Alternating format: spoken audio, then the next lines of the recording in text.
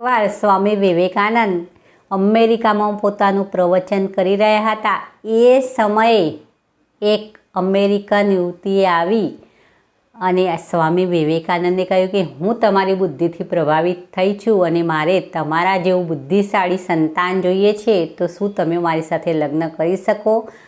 તો લગ્ન થવાથી તમારું અને મારું બાળક થાય અને એ બાળક તમારા જેવું બુદ્ધિશાળી થાય તો મારે એક બુદ્ધિશાળી બાળકની માતા બનવું છે। તો આ સાંભળતો થોડીવાર સ્વામી વિવેકાનંદ ચૂપ રહ્યા અને પછી કહ્યું કે તમે મારી બુદ્ધિથી પ્રભાવિત થઈ રહ્યા છો, તો એના કારણે કોઈ પણ સમસ્યા નથી અને આ સમસ્યાનું હલ હું તમને સારી રીતે સમજાવી શકું કે તમે એક બુદ્ધિશાળી બાળકની માતા બનવા માગો છો, તો એના કારણે લગ્ન કરવાની કંઈ જરૂર નથી। લગ્ન કરવાથી જે બાળક પેદા થાય અને એ બાળક બુદ્ધિશાળી જ હોય એની શું ગેરંટી? તો તમારે બુદ્ધિશાળી બાળકની માતા જ બનવું હોય તો એક વચ્ચેનો ઉપાય તમને હું સૂચવું કે તમે મારી માતા તરીકે બની જાઓ, એટલે કે મને તમારા બાળક તરીકે સ્વીકાર કરી લો, તો હું પોતે જ તમારો બાળક બની જાઉં અને તમે એક બુદ્ધિશાળી બાળકની માતા